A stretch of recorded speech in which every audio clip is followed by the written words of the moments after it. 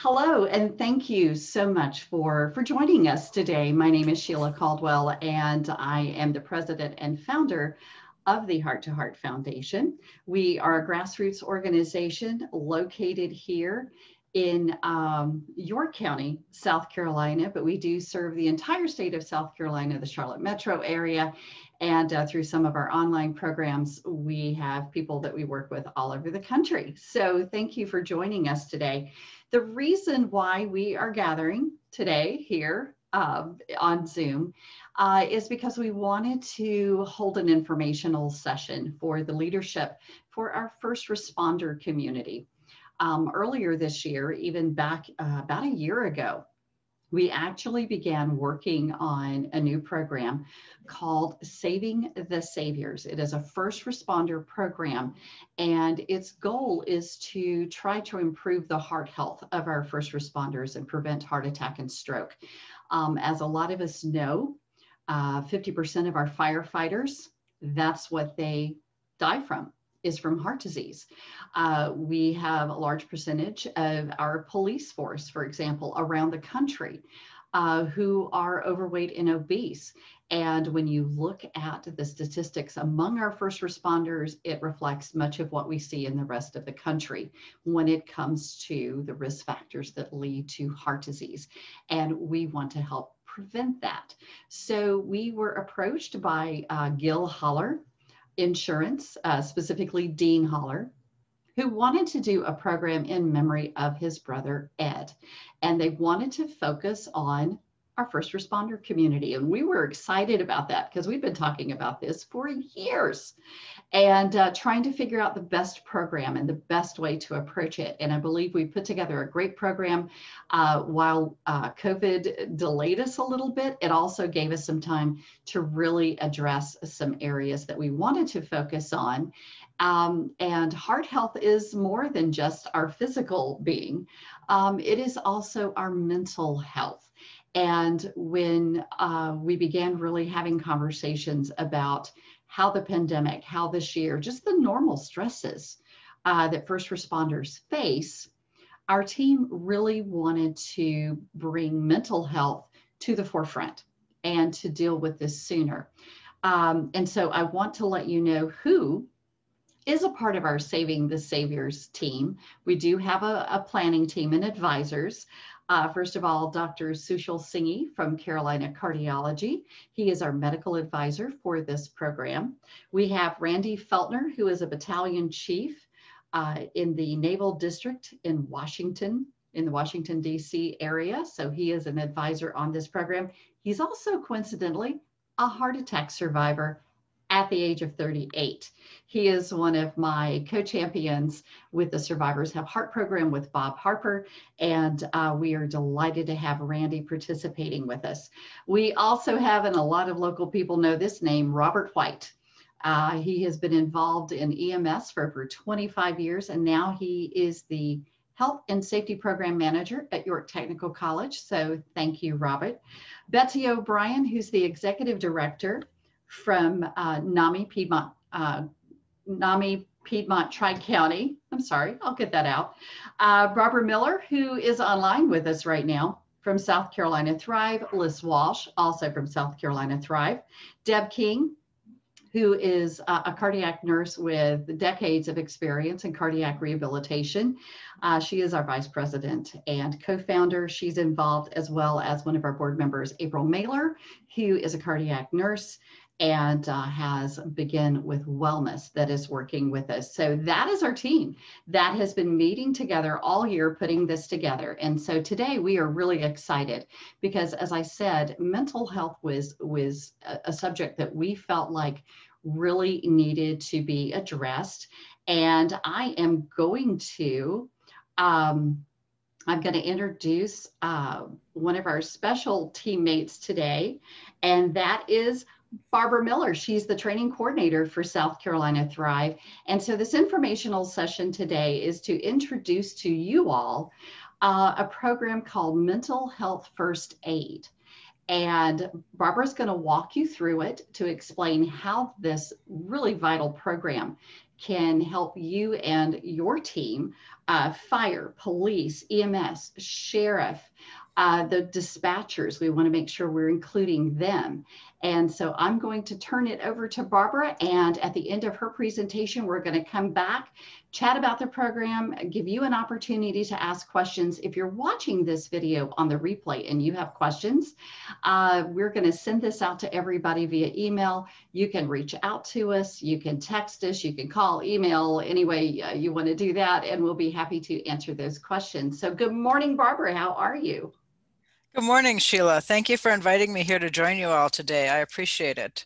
You are welcome. Well, I'm going to turn it over to you, so take it away. I will start sharing my screen. Give me just 1 second here. All right, can you see my screen now? Awesome. Yes. All right. So welcome you here today. As Sheila said, we are SC Thrive, and we are partnering with Saving the Saviors and also the National Council of Behavioral Health and the Blue Cross and Blue Shield Foundation of South Carolina. We feel that mental health is so important for everyone across our communities, but most importantly for our first responders. SC Thrive is a nonprofit organization that leads South Carolinians to stability by providing innovative and efficient access to quality of life resources. We do that in a number of ways, through providing people with benefits that they need, through mental health, education, self-care education, financial health education, and in a number of ways to meet the needs of people across our wonderful state. According to the National Council of Behavioral Health, a mental health challenge or problem is something that affects a person's thinking, their emotional state, and behavior, and disrupts the person's ability to work, carry out their daily activities, and engage in satisfying personal relationships. Mental health first aid is a help for a person experiencing a mental health challenge, a mental disorder, or a mental health crisis. The first aid is given until the appropriate professional help is received and the crisis is resolved. And well, as first responders, you are professional help. You may not be the appropriate for the mental health crisis. Think of a physical first aid. There's a set protocol and a triage that comes to mind. And mental health first aid teaches us how to respond to a mental health crisis, how to offer support to someone who may be experiencing emotional distress. Sometimes first aid isn't a bandage, a CPR, or the Heimlich maneuver. It's not some procedure. Sometimes we have to remember that first aid is us. It is in how we interact with the other individuals we come in contact with.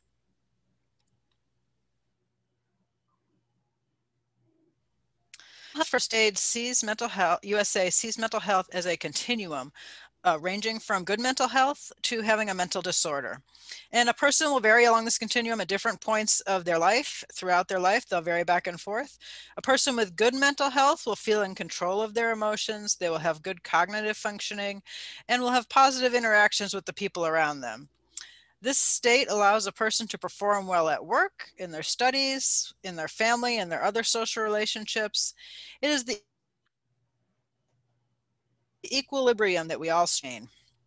On the continuum between well, unwell, and recovering, mental health first aid is best utilized in prevention, early intervention, and connecting people to treatment if necessary. So if you look at the continuum on the screen, that orange box is really the optimum time for when mental health first aid comes into play.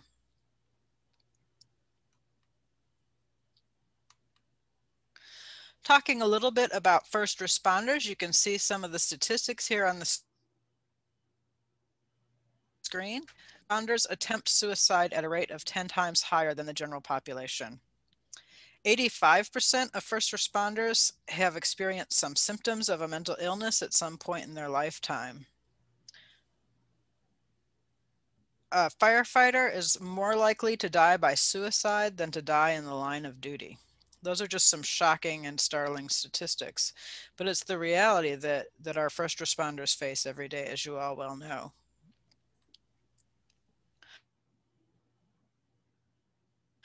For our person, not only affecting themselves, but it is affecting the people that they come into contact with. Each year, 2 million jail bookings involve a person with a mental illness. Approximately 30% of women and 15% of men in local prisons have a serious mental illness.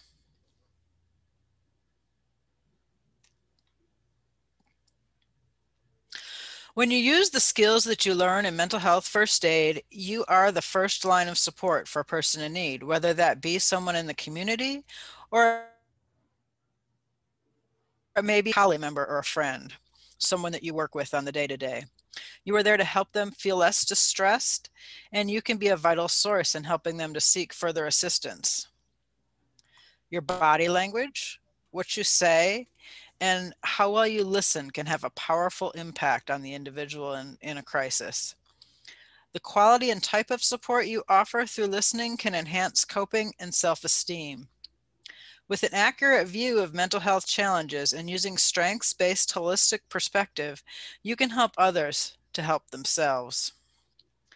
You can also then be an advocate and empower your community, for improved self-care. As a first aider, you can be the one to make the difference in the life of someone with a mental health challenge. Can be a first step on someone's journey to recovery. And it seems like, be someone to make the difference. It seems a little cliched and everything, but think about someone who's made a difference in your own life, someone who has impacted you when you were personally going through a tough time. Think about how that one person really was the person there to make a difference for you. We all want to strive to be that one for someone else. SC Thrive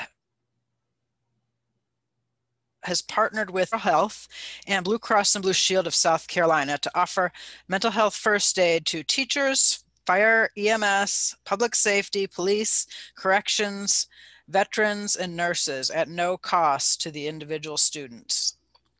This is an 8-hour in-person course, or now because of COVID, it consists of a 2-hour self-paced online module that you will do through the computer online, and a 6-hour instructor-led live interactive virtual course that will be led through Zoom. So it's 2 components to it. They have, regardless of COVID, they have just revamped the curriculum this year, and we are very happy with the new curriculum. It is engaging, it is wonderful, it meets all of our needs. Right now, they have not yet released the brand new version of the specific modules for fire and EMS, but we do have the adult mental health first aid available as of right now. In fact, we're teaching it again on Tuesday, but we offer it during the month, the adult mental health first aid. The National Council of Behavioral Health hopes to have the specific modules for fire, EMS, and public safety out at the beginning of the year.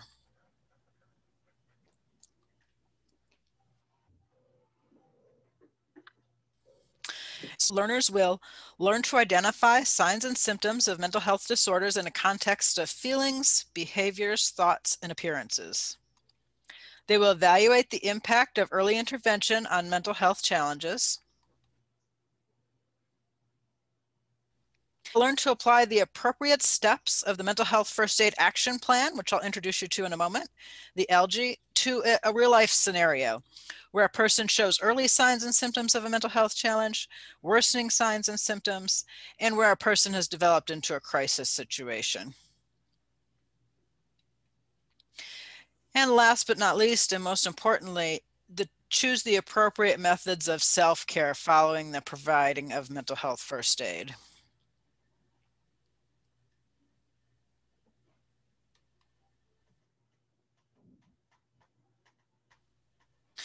Mental health first aid was started in the country of Australia around the year 2000. So it's about 20 years in, and then it has spread internationally since then. So our mascot for Mental Health First Aid USA is a koala bear to give nod to that, the startings of this in Australia.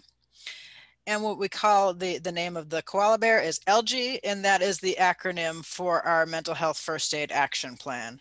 Now, it's important to note that the Mental Health First Aid Action Plan is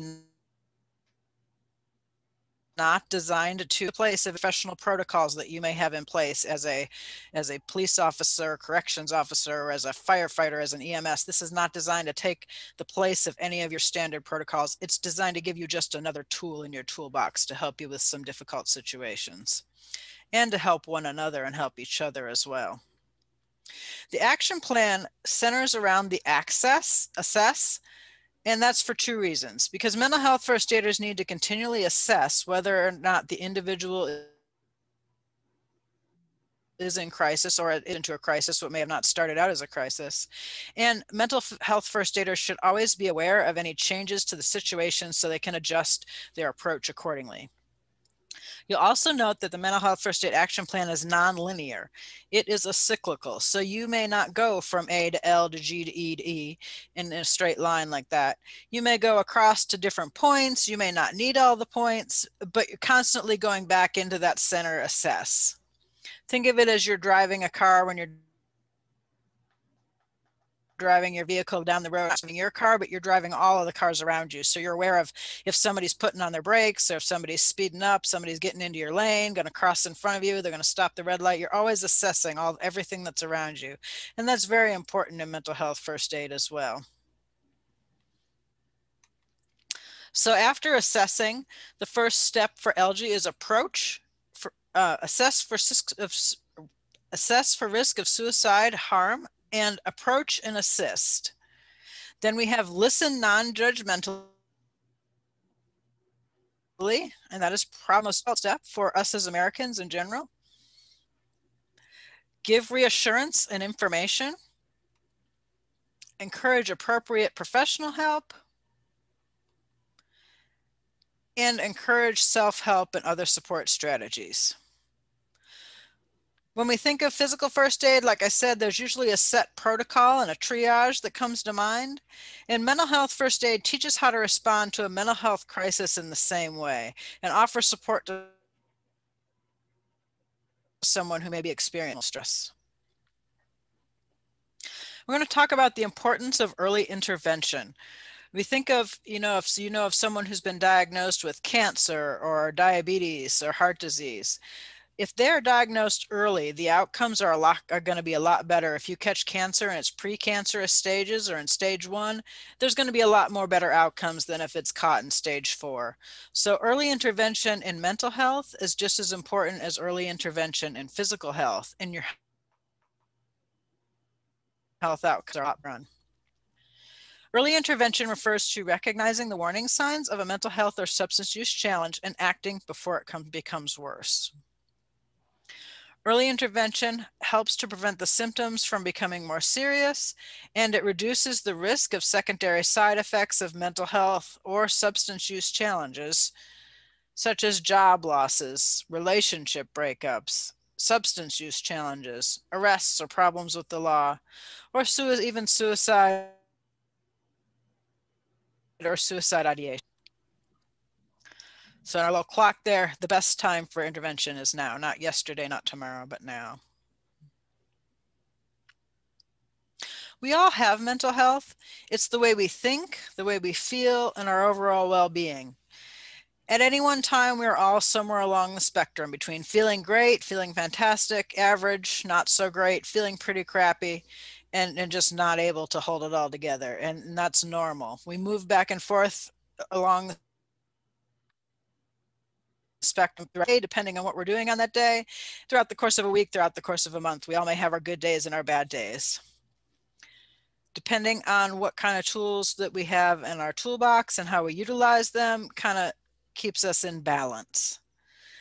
We notice when things become out of balance when our thinking, emotional state, and behaviors start to affect our ability to work, carry out our daily activities, responsibilities, and engage in satisfying relationships with the ones we care about.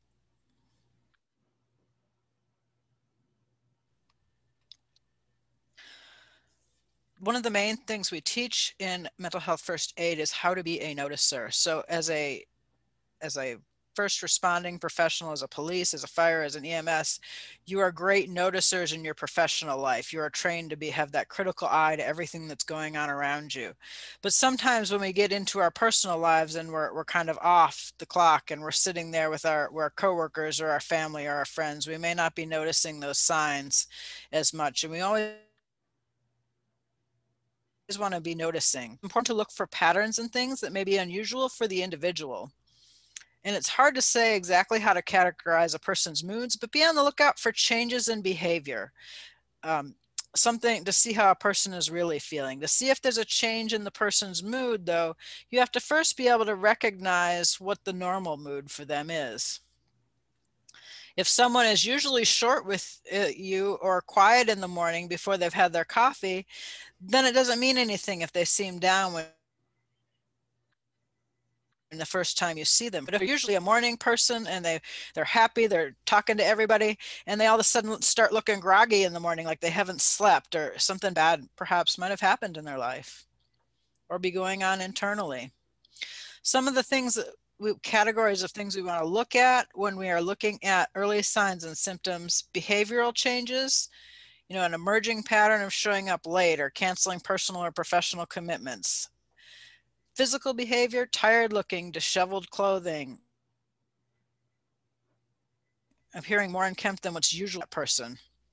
Emotional: no longer enjoying work, activities, hobbies, sadness, worry, and cognitive difficulty concentrating, focusing, indecisiveness. Thinking of some signs of burnout to be on the lookout for with your coworkers, your friends, and yourself. Exhaustion, professional errors, making mistakes, poor calls and judgment, relationship problems, substance use or abuse, tension with colleagues, depression.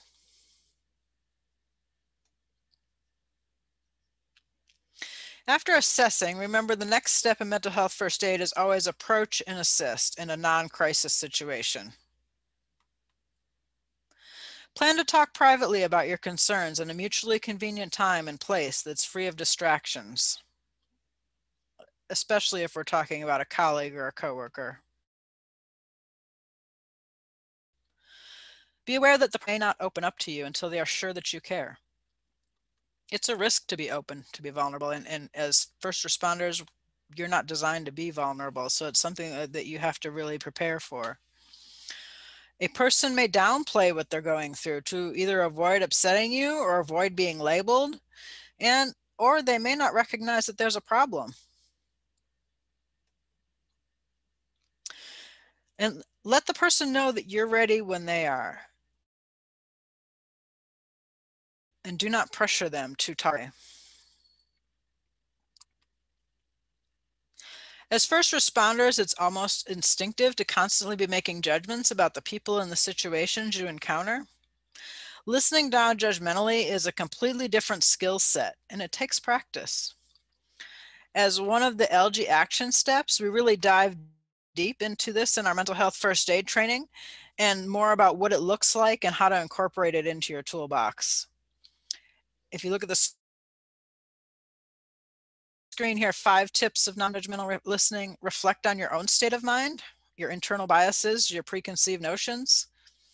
You want to adopt an attitude of acceptance, genuineness, and empathy. Even a person who is having a psychotic episode can realize whether or not you're being sarcastic.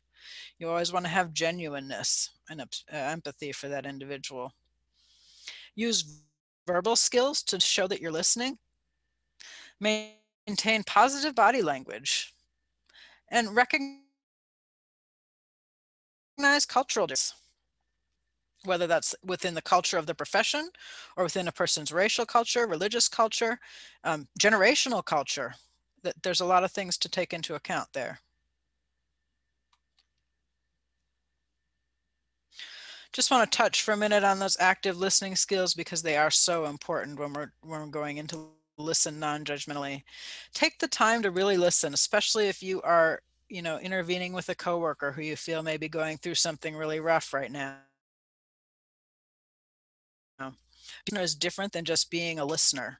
When a person is talking to you, pay attention to that person's words, their emotions, their body language, the gestures that they're using to get the full picture of what's happening. Don't interrupt the person or just wait for him to stop talking so you can jump in and start sharing your own experiences or your own opinions. Nod when it's necessary and make comments when the conversation asks for it, but don't keep saying that's so true every 2 seconds. It'll get the person distracted off of their story that they're trying to share with you. If a person is telling you about a problem he or she is experiencing, don't jump in and offer advice right away. Sometimes the person may just want to talk. They may just want you to be there to listen. And while we say encourage appropriate professional help and encourage self-help strategies, sometimes just listening and having someone feel that they were heard by another individual, sometimes that's enough to alleviate it if it's not developed into a crisis situation. You want to pay attention to details or a person reveals to you about their life when they're talking in the conversation so that you can refer back to them the next time you see them. If a coworker or a casual friend says they're going to the beach next weekend, next time you see them after that, be sure to ask about their trip so they know you're paying attention, that you care. You want to develop that repertoire with an individual and that caring relationship before the crisis situation develops. You want to have that caring relationship established to fall back on. G for our LG action plan is give reassurance and information.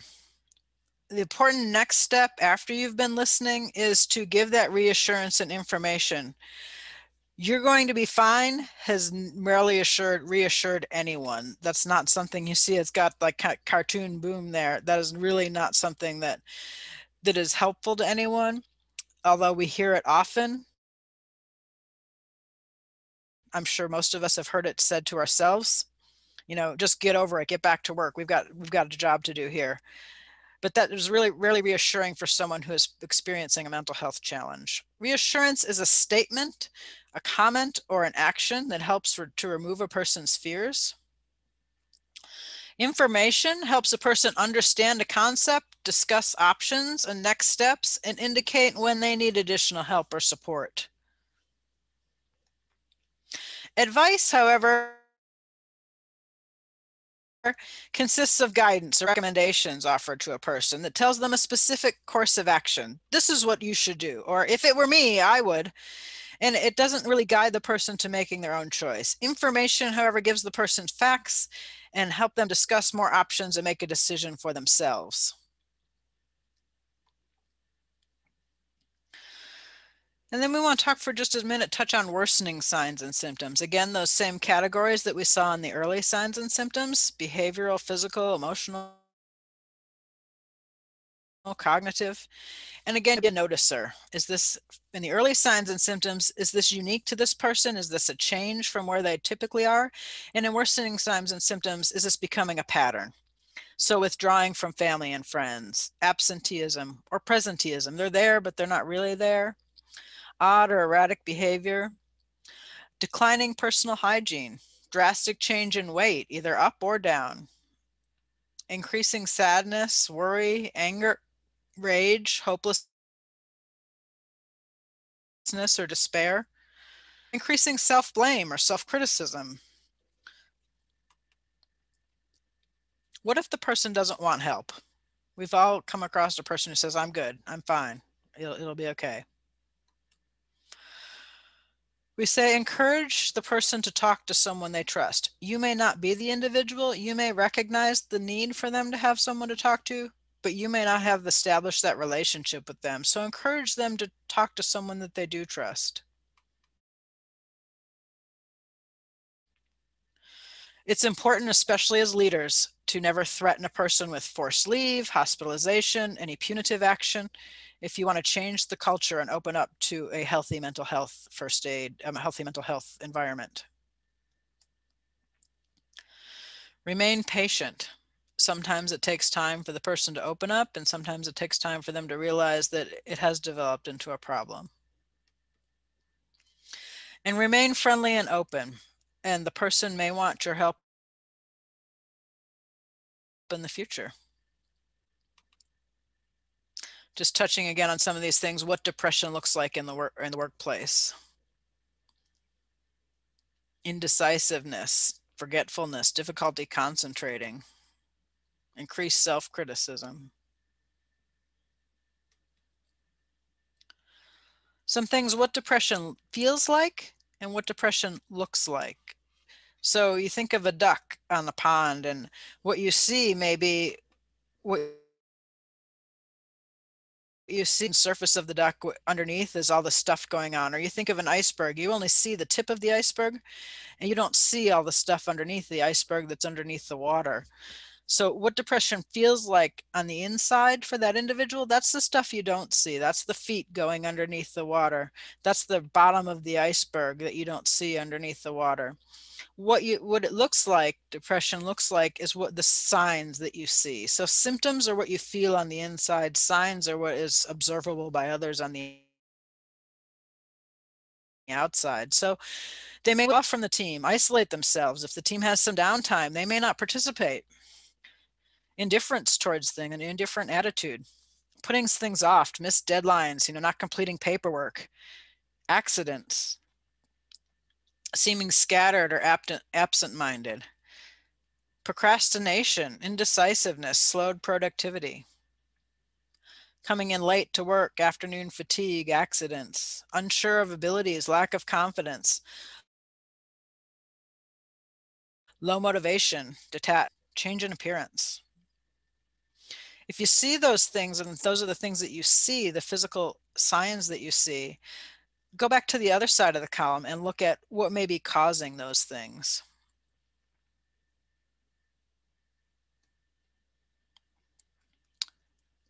Delaying treatment worsens outcomes. Again, think back to our physical health.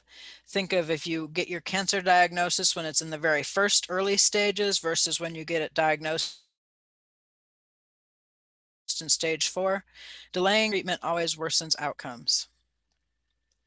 Many people have a long delay between developing a mental health challenge and receiving appropriate treatment and support. This is especially true in our saving the saviors population, because you all are focused on helping other people and very rarely recognize the need for help in yourself. The longer the delay in getting help, the more difficult recovery can be. It is important that people get support from family, friends, and colleagues during this difficult time. And people are more likely to seek help if someone close to them suggests it.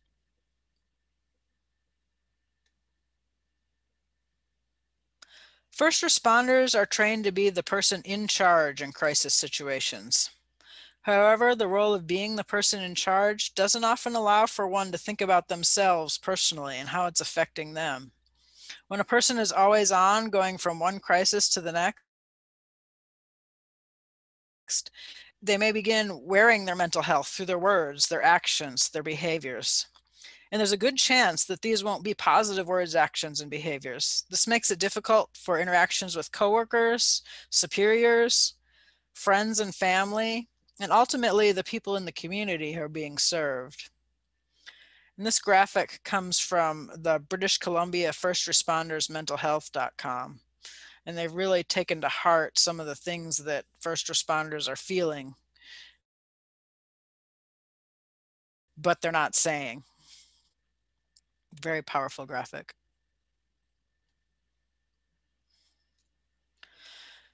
And that being said, they're feeling the things, but not saying the things.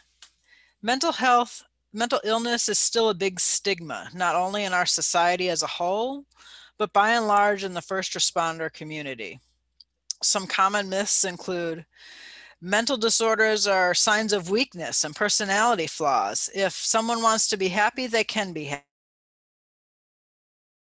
happy. If you ignore the problem, it will just go away, or use your willpower to overcome it and it'll simply go away. Healthy people aren't affected by traumatic events. If they are, it's because they really do have a mental illness. Stigma is a cluster of negative attitudes and beliefs that motivate people to fear, reject, avoid, and discriminate against people with mental health challenges or illnesses. Stigmatizing attitudes and beliefs, illness are common, and the ramifications are serious. Many suffer in silence rather than risk discrimination or ridicule, or even professional consequences if they seek help. The stigma assumes that many forms, subtle and overt, can negatively affect all of your life. It can not only prevent people from seeking help, but it may prevent people from even acknowledging that there's a need for help at all. As leaders, you have the unique opportunity to hone and define the culture for your team. If attitudes change on a small level, that can soon spread throughout the organization.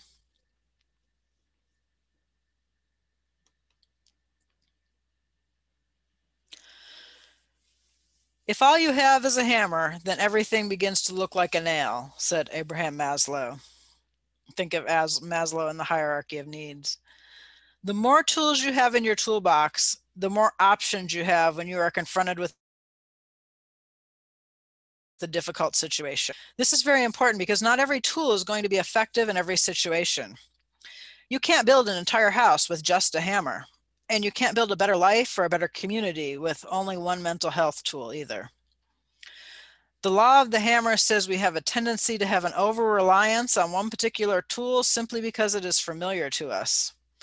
For this reason, it's always a good idea to diversify your toolbox, to better equip yourself for the various situations that we may find ourselves in life. Mental health first aid, again, is not designed to take the place of existing protocols within your organization, but it is designed to help fill your toolbox with a greater variety of tools.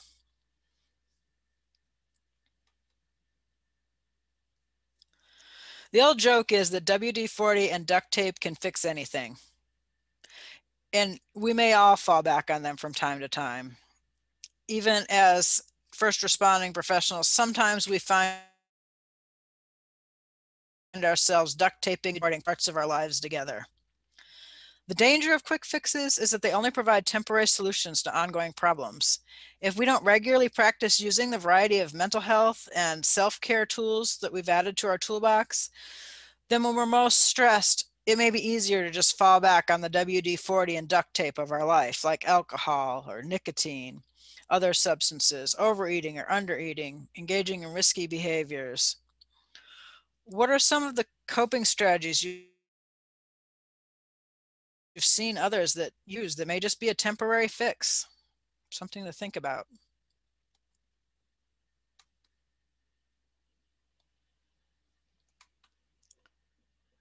To avoid relying on WD-40 and the duct tape of our lives, it is essential to build resiliency.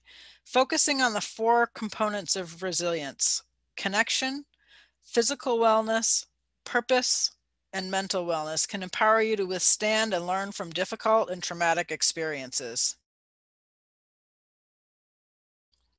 Broken down into 4 categories: psychological resilience, emotional resilience, physical resilience, and community resilience.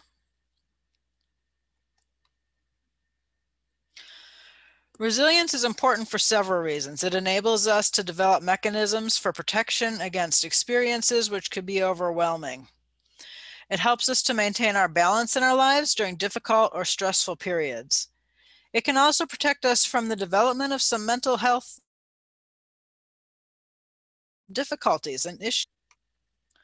Some of the benefits of resilience: lower absences from work or lower turnover rate, improved outcomes and professional errors and reduced professional errors, reduced risk-taking behavior, increased involvement in community or family activities, and a lower mortality rate and increased physical health. The experience of more positive emotions and better regulation of negative emotions, less depressive symptoms, greater stress, better coping with stress through enhanced problem solving and positive orientation and reevaluation of stressors. successful aging, and improved sense of well-being despite age-related challenges. It has been proven to have better management of PTSD symptoms, better immune system functioning, better disease management for cancer, diabetes, heart disease, arthritis.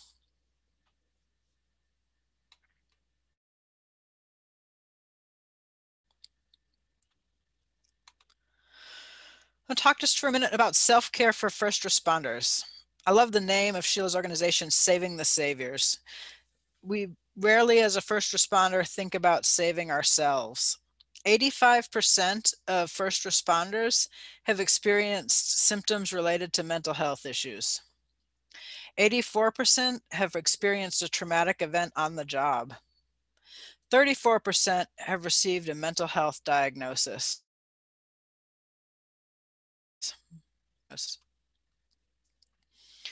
And this is for police officers on this particular graphic that was created by the National Council of Behavioral Health, but it could apply to any first responders.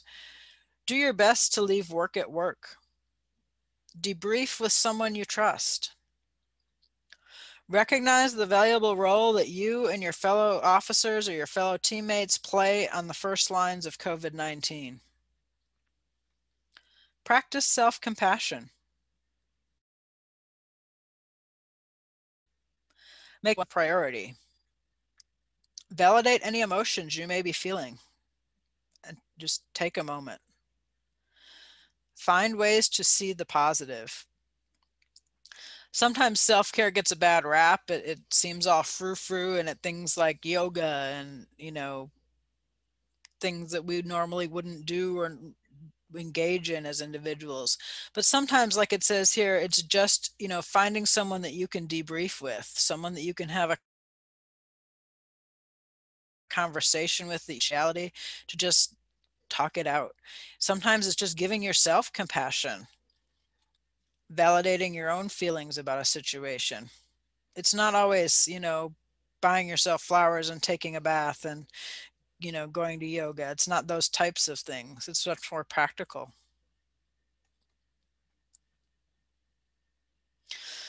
So this leads us to, why is mental health first aid important? Some things, community relations for your organization, your department, and the community that you serve. It helps with the culture, your fire, EMS, your police, your first responder culture. Media portrayals. It's a great media piece to say that we have 100% of our department is trained in mental health first aid. What a story, a good news story to have that be on the media. It set aside unrealistic expectations.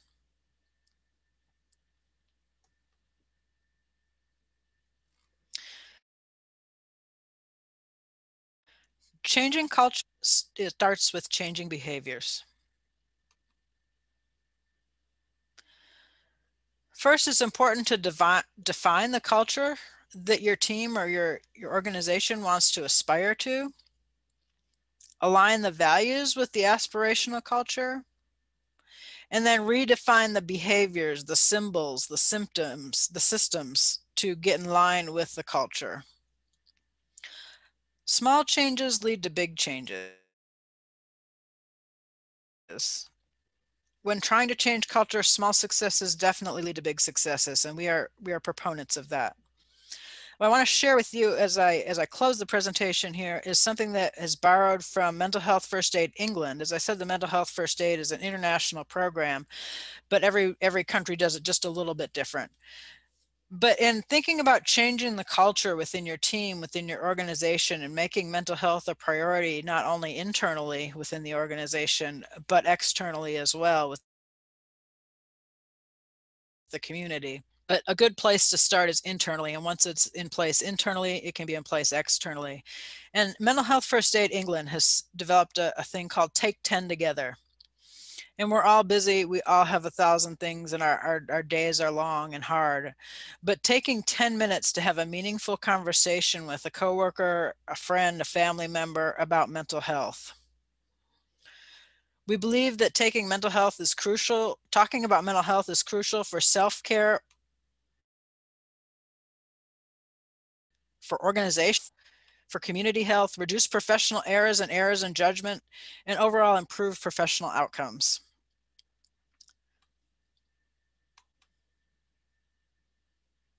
Take 10 together. When you've decided to take 10 with someone, make it time to grab a hot drink or a glass of water or a glass of sweet tea. And it's a great way to ask someone a quick, how are you? And ask for a private meeting. Try to meet outside the workplace in a neutral place, at Starbucks or a Dunkin' Donuts or whatever. It might feel a little less intimidating. And give yourself plenty of time so you don't appear to be in a hurry. 10 minutes may be enough, but you may need longer. If you need longer, then go ahead. But you don't want to be disturbed and distracted by your phone. So it's important, if you're going to do it and you're going to take those 10, to turn your phone on silent for those few minutes, or airplane mode. Talking tips. Keep the chat positive and supportive. Exploring the issue help. Keep your body language open and non-confrontational. Be empathetic and take them seriously. Don't offer glib advice such as pull yourself together or cheer up.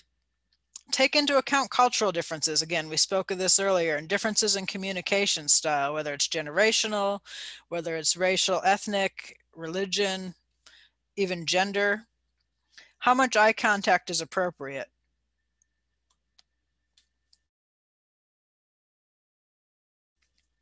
Some useful questions to ask when you're taking 10 together. How are you feeling at the moment? How long have you felt like this? Is it an ongoing issue? Who do you feel you can go to for support? Are there any work-related factors which are contributing to how you are feeling? Is there anything we can do to help? And then some tips on how to listen after you ask the questions. Give the person your full focus and listen without interrupting. Listen to the tone of voice and body language. All will give clues to how they are feeling. Accept them as they are. Different people have different ways of being. Respect the person's feelings, their experiences, and values, even though they may be different from yours. It's important to validate how they're feeling and what they're experiencing. The most difficult thing, do not judge or criticize because they're not your own beliefs and values. Get on their wavelength. Place your person and the other person to them, that you hear them and understand what they're saying and they're feeling, and listen non-judgmentally. We could do a whole class just on listening and communication skills. Resilience isn't about sailing through life or work unscathed without challenges. In fact, developing resilience actually requires emotional distress. It's about experiencing all of the difficult and negative and distressing events that life throws at you and staying on task, optimistic, and high functioning. If we never ran into a disappointment or a crisis in the first place, we would never learn how to deal with them. And I love this quote. The oak is from a poem by Robert Jordan. The oak fought the wind, it was broken. The willow bent when it must and survived. I want to leave you with some crisis and support lines specifically for fire and EMS and police. These are typically support lines that are staffed by police first responders helping first responders. There's a variety of helplines that you can, take a screenshot of this. We encourage in our mental health first aid classes to get out your phone and pull up your contacts and put that National Suicide Prevention Lifeline number right in your phone. As a fire and EMS individual, I encourage you to put those fire EMS lines in there, put the cop line in there, have those in your cell phone so they're always there. They're there. They're resources you can call upon when you need them. You don't have to go up. We talk about changing a culture and changing with small steps leading to small successes leading to big successes. Ask yourself, how many people in your department know that these lines are available? How many people have a little card that they keep in their wallet that they have these numbers? Or how many people have them in their phones that they know it's available? They know it's a resource. They know they're not going to be, penalized for calling them. This is to help you all be the best that you possibly can be.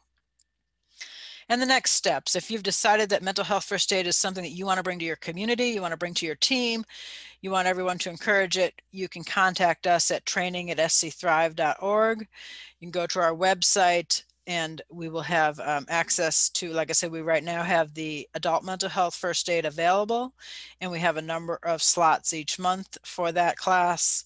And then we will also be, as soon as they institute the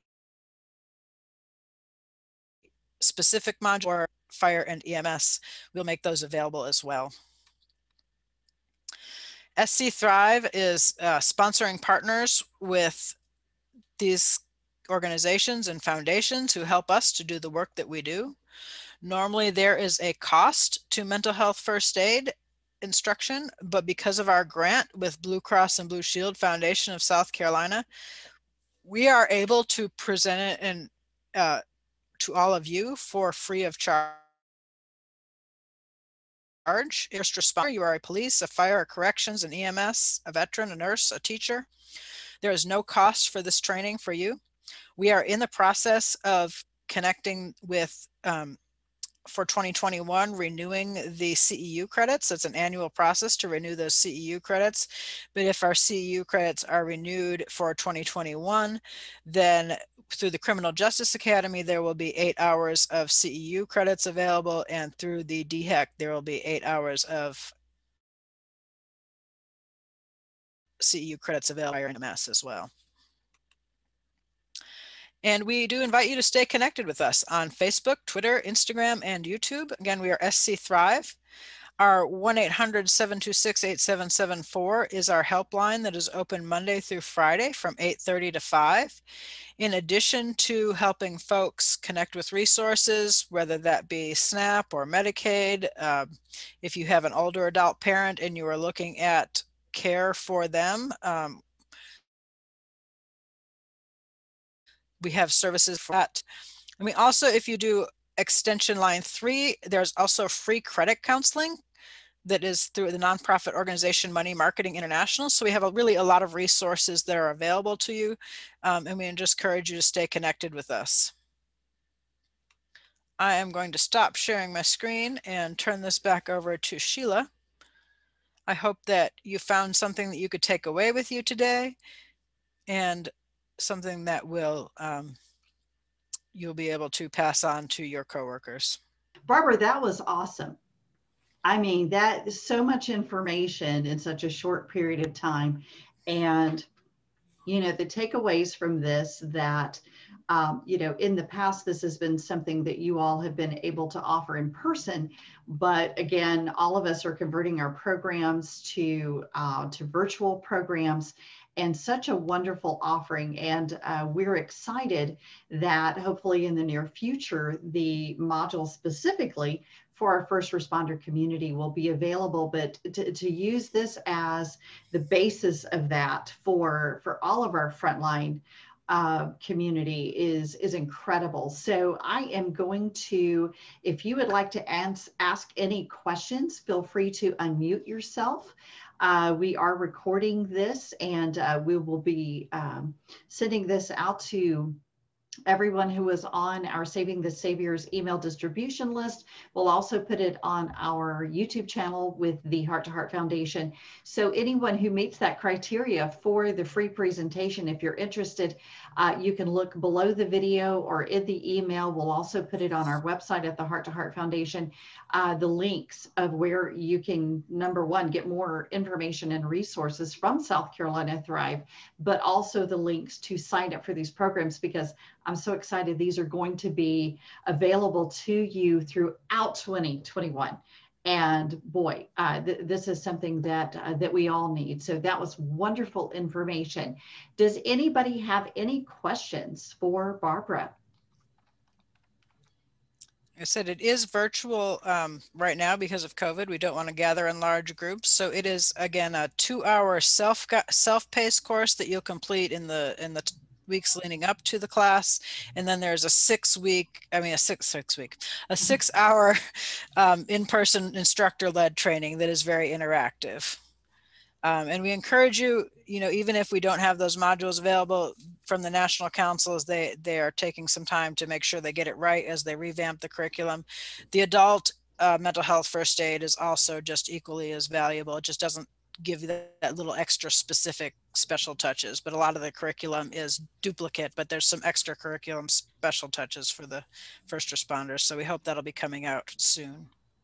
And as soon as the first responder modules are available, we will let everybody know about that. But again, if you are a first responder, if you're a veteran, if you're a dispatcher, police, fire, EMS, sheriff, this is free. This is something that, thanks to Blue Cross Blue Shield of South Carolina, that they have given a grant to South Carolina Thrive. And we are incredibly blessed to have South Carolina Thrive as part of our team putting together the Saving the Saviors program. And with everything going on this year, in talking with our advisors, with Randy Feltner and with Robert White and others among our first responder community, they felt like that mental health was an issue that needed to be addressed sooner than later, and asked us to move that as a priority to the front of the program, because we have the other elements available and ready, but we felt like this was something that we needed to offer now. So Barbara, as far as signing up, and we sent this, we're sending this video to the leadership, to the mayors, to the HR managers, to our county council. We have a lot of support for our Saving the Saviors program among those individuals. If somebody wants to sign up and start the program in January, when should they plan on going on your website and getting signed up for that first session? We have classes available through through June right now on the calendar, and we hope to be adding more as we get more instructors certified. But we have opportunities, at least, I believe, at least 2 months through now. And I will send out the Eventbrite link to you, Sheila, and you can pass that along to all of your contacts, because we do have, like I said, that we have mental health first aid for individuals who are not qualified for the free training that they have to pay for it. Mm-hmm. But we do have a separate link for registration for our fire EMS first responders population. Wonderful. We will make sure that when we're communicating directly to our first responder population, that they have the special link so they get this training for free. Having said that, if there is someone that is watching this, maybe they found it on our YouTube channel and they want to do the mental health first aid, what's the cost if an individual, and I realize that's a separate hyperlink, but what's the cost if somebody wants to do this for themselves or maybe as part of their corporate wellness? It is $75 per person for the course. For non-qualified for the Blue Cross and Blue Shield grant. And like I said, if we get our CEU credits renewed through the Criminal Justice Academy and through the DHEC for the fire and the EMS individuals, then that is 8 hours of continuing education credit that comes to them at no cost, which will be a fabulous thing if we can get that renewed for 2021. That would be. So you're telling me that for our first responder community that needs CEU credits, they can attend a free program, which is going to help them not personally, maybe within their family, but also on their job, and get CEUs. Right. And 8 hours is a good amount of CEUs. So we're very proud of that. Also, it's a nationally recognized program. So like I said, it's internationally spread.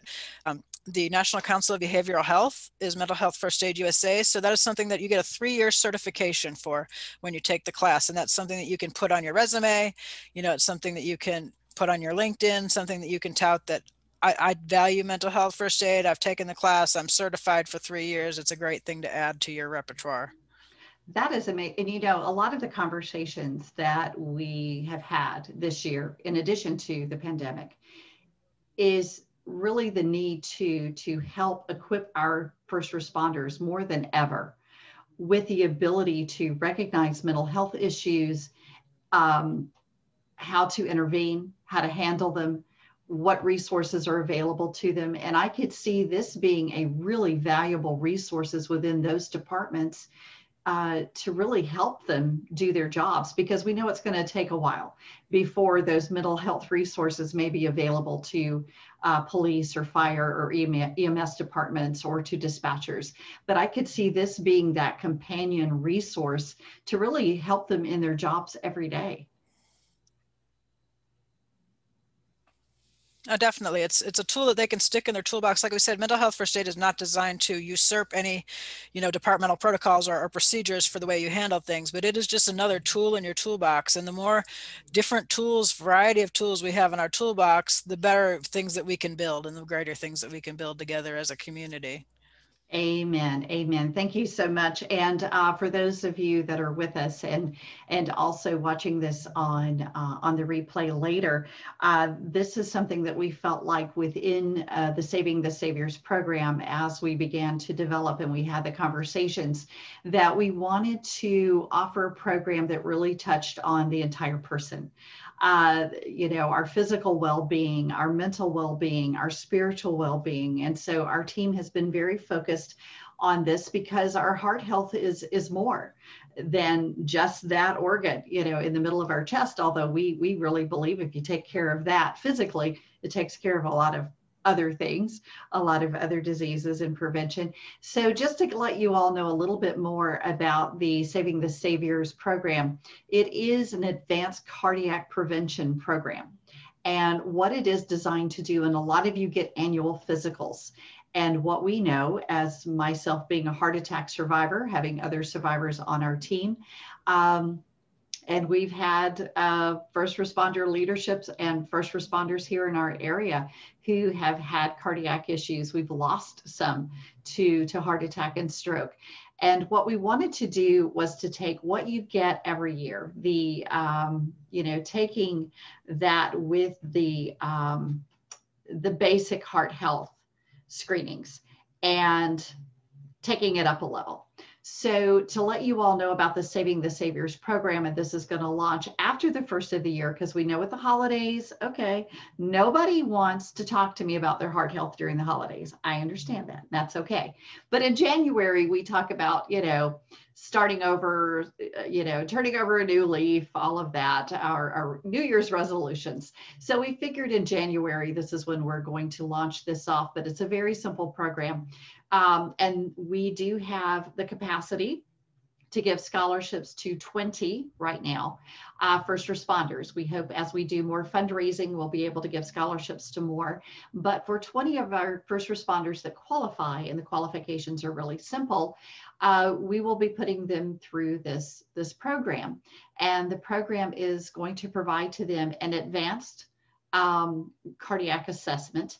And all of this is confidential with HIPAA. We're not allowed to share any information. And we don't even share the names of who's participating in the program. If a first responder tells somebody at work, that's great. But we won't be sharing any information with anybody about the first responders that are participating without their permission, of course. But it will be an advanced cardiac screening. It's going to include, because they need to be over 40 years of age, is going to include a coronary artery calcium scan, and if they need it, if they haven't already had one, a sleep assessment. So we'll be checking them for sleep apnea, because we do have a lot of people who may be at risk of AFib and they may not know it. We're also going to run some other labs on them. We're going to be checking something called the lipoprotein (a). That's a webinar for another day. Things like their C-reactive protein, their vitamin D. So we're going to take a little bit of a deeper dive in their labs and in their screenings. And then we have our team that will be doing some coaching with them to explain what those screenings mean, and then addressing their specific issues. And what we want to do is, in the beginning of the program, to see where they are, and then to assess them throughout the year as they improve things, as they lose weight, as they control their blood pressure, improve their cholesterol, all of those things that we know with individuals help us keep heart healthy. Because I was really, when I was watching the slide and I saw the percentages of our first responders who've experienced mental health issues, 85%. Well, I know, and whenever I talk to an audience, whether it's in person or online, that 90% of the people in that audience already has at least one risk factor for heart disease. And we know that 80% of heart disease can be prevented or managed, and that's what we're about. We want to help educate the public about their heart health, help them understand what their risk factors are, but also the sooner, like we said before, the sooner that we know that you have it, the sooner we know that you're at risk, the sooner we can do something about it and we can help save lives. So you'll be learning more about that program in the coming weeks, and who qualifies, how they can apply. And that is something that, thanks to Gill Holler Insurance, to the Hartford Group, and to Carolina Cardiology, who've helped fund that program for 20 of our first responders, no charge for any of that. And of course, that's the physical side. We're also very focused on the mental health side, and we didn't want to leave the families out for the first responders, especially right now with everything that's going on. So we're also going to do a program with NAMI Piedmont Tri-County on January the 19th. You'll be finding out more about that. But we are doing a special lunch and learn for the spouses and the families of our first responders. From that, if there is interest, what we hope will grow out of that is going to be a support group for our first responders, spouses, and families. And that is something we're working with Betsy O'Brien. We're finishing the editing and everything. We have some great interviews from first responders, and we'll be sending out more information on that. So look through your emails and you'll see it on social media and on our website. And we would love to have them participate. And the first responders, if they want to participate, they are more than welcome. But we felt like we needed to do some outreach to the spouses and to the family members for first responders. So that is what we are working on, and excited to have this launch. So feel free to share any of this information. Share this video with your team, with the leadership in your department, and encourage them to sign up for this. And we'll send all of this out via email, as well as the link to this video, and you can watch it. But if you have any questions, feel free to reach out to me, or you can reach out to Barbara at South Carolina Thrive. We'll be happy to answer those questions. But we thank you for your time. It looks like we're running a little, we allowed till 1:30 just in case everybody had a lot of questions. We wanted to make sure we weren't rushing you. But I'll open it up one more time. If anybody has any questions, feel free to unmute and you can ask, or if anybody else from the other South Carolina Thrive members, if you have anything you would like to add. We always love hearing from our friends down in Columbia. Feel free to pop in. Are there any other questions? All right, if not, thank you so much for joining us. Watch your emails for more information, and we appreciate your time today. Barbara, awesome job. Thank you so much. We appreciate it very much.